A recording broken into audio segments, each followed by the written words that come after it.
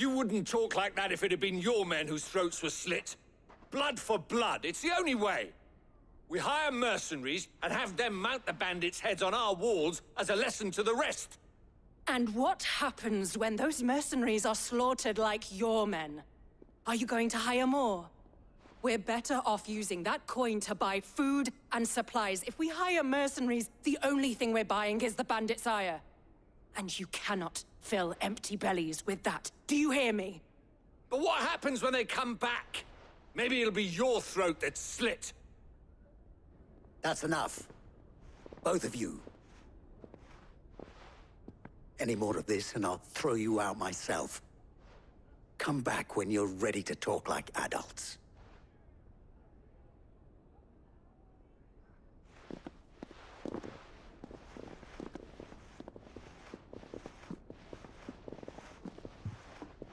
Victor? What's he doing here?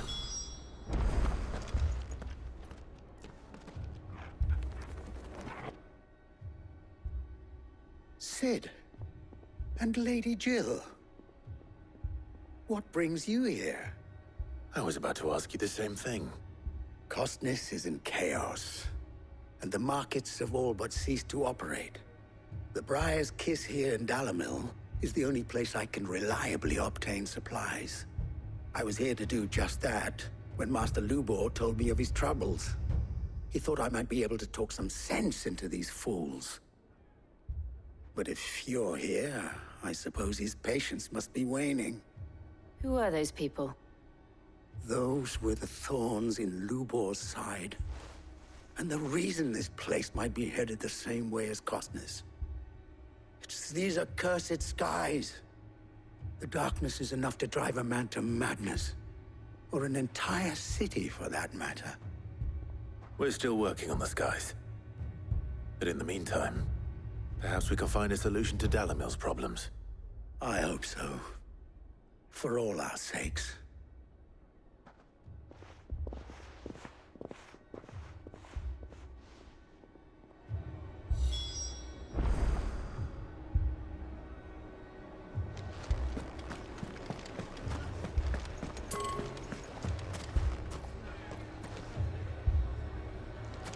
People take notice of wealthy men. Shouldn't be too hard to track down Karen's collector. Haven't we had enough fighting?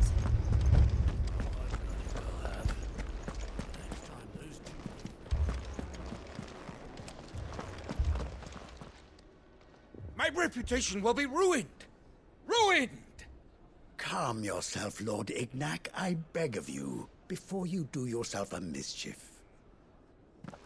Pardon the intrusion, but... Out! Get out! I paid for these rooms so I wouldn't be disturbed. Leave me be! Please, allow me to apologize. His lordship is going through a difficult time, and he's never been fond of guests arriving unannounced. Radim! Get rid of the filthy oaf this instant! Very good, Lord Ignac. Would you mind stepping outside for a moment?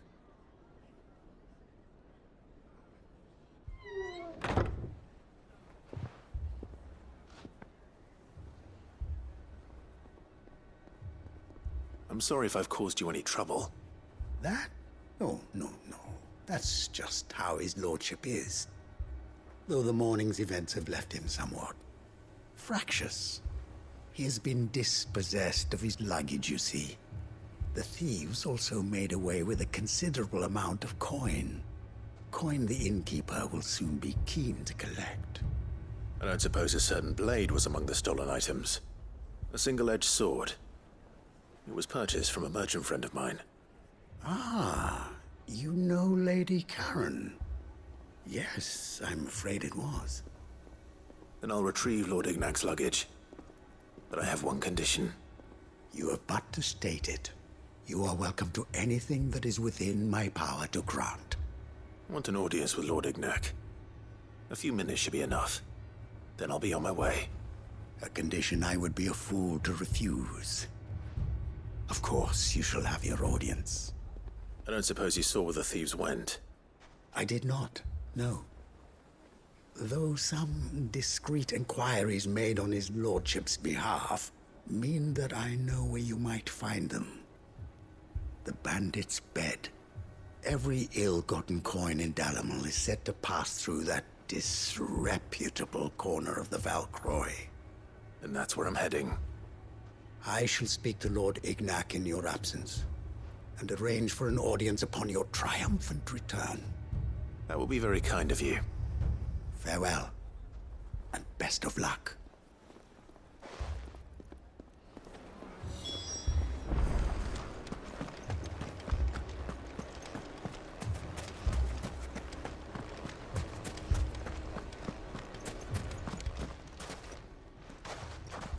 So, you see my predicament? What I saw was a room full of people who were angry and afraid. And with good reason by the sound of it. But if left to smolder, that anger and fear could set the entire town alight. My thoughts exactly. What to do? Both sides wish to protect their homes and livelihoods, if only they could agree on how. But as long as they are divided, we are vulnerable. And if there's one thing bandits like, it's an easy target. What would Sid the Outlaw suggest? Well, if it were my namesake, he'd let them choose for themselves, and be on hand to pick up the pieces when it all went wrong. That sounds like a recipe for disaster. A recipe for disaster is precisely what it is. But perhaps that realization would be enough to make them question the ingredients. While it's plain neither Conrad nor Natalie will countenance the other's proposal, it may still be possible to make them doubt their own. Before presenting them with a third option.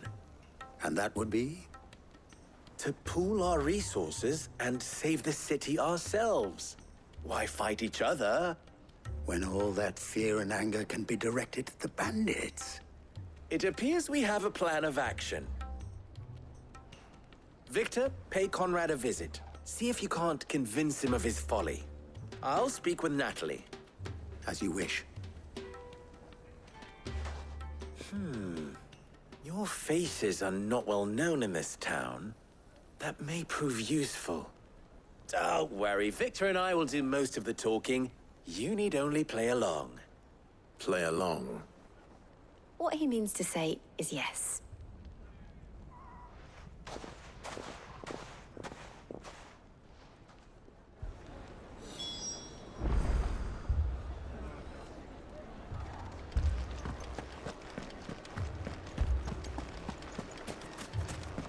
My shop. If I had my pickaxe, I would... I mean, it may still be possible to buy something. Ah, here he is now. Natalie, allow me to introduce Lord Underhill of Randalar's prestigious League of Merchants. Lord Underhill. At your service. Underhill. I was just telling the good lady of our conversation, my lord, and how you were lamenting the state of the capital's stores. Lubor says that not only are the granaries almost empty, but that war and the Blight mean this season's harvest won't be enough to fill them for winter. Indeed, certainly that is the case. The nobles in the capital are buying up the city's stocks of barley and wine, driving the prices higher than most commoners can afford. It is only a matter of time before the peasants revolt. It is worse than I thought. If what Lord Underhill says is true, I fear we have little hope of supplementing our stores, meager though they regrettably are.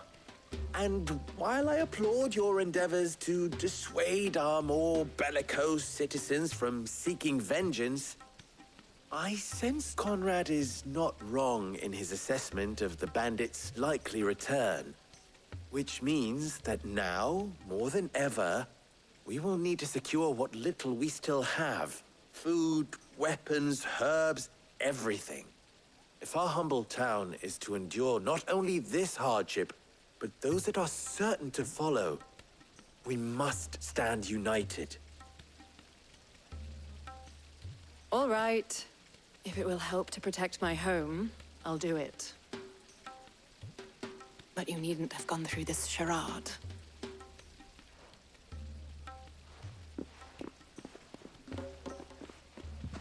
Thank you, Clive. Your performance was nothing if not workmanlike. She saw right through it. I didn't say it was good, merely that it produced the desired effect. Now, my scouts should be returning shortly. Meet me back at the Briar's Kiss, and we shall see what we face.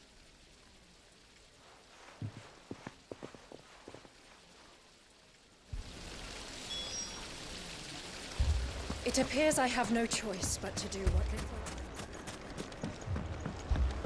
Mummy, I'm scared. Oh, I'm ruined.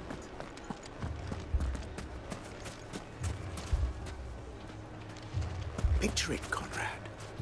Your own city guard.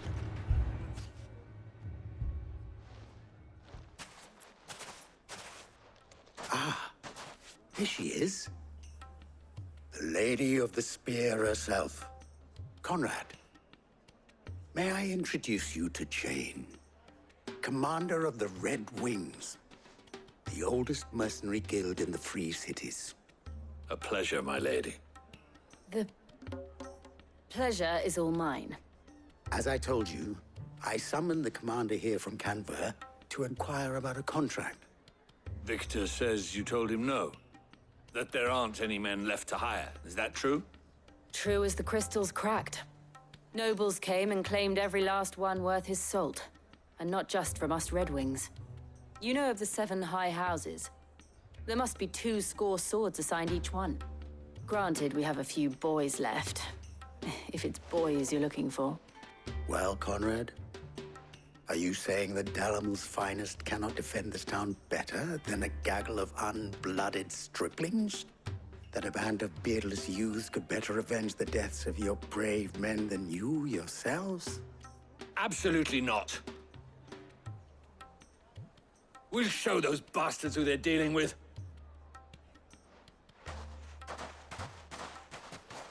I can't believe that actually worked.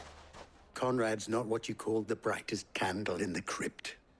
And there's a reason why I had you do the talking and not Sid. Well played, my lady.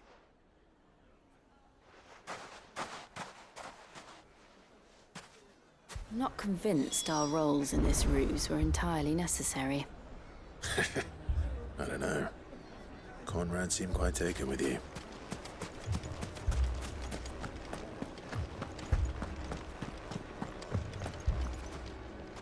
Good news, Sid. Both Conrad and Natalie have somewhat gracefully accepted their new roles. With time, they may even learn to. Time no longer appears to be the luxury it was before lunch. I take it your scouts found the bandits. Technically, it would be the bandits who found my scouts. It appears they march for Dalamil as we speak. All of them. You're not serious. They don't just want food, they want the whole damn town.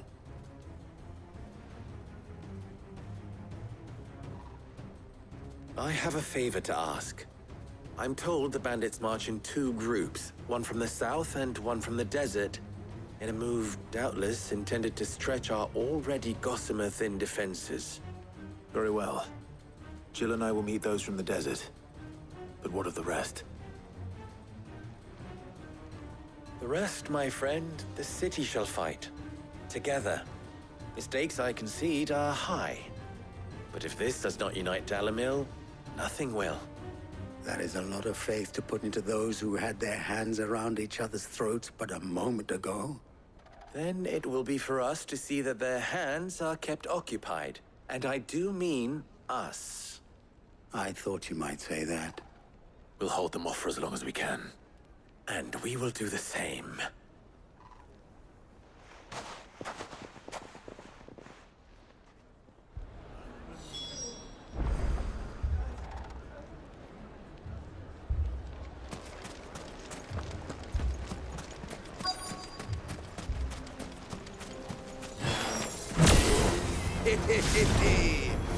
The womenfolk have come to welcome us.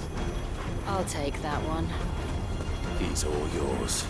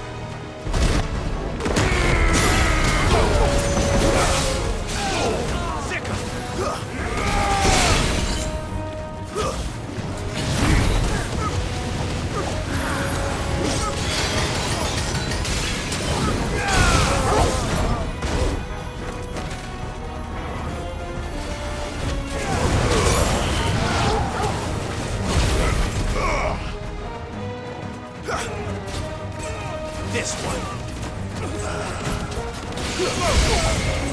Get him.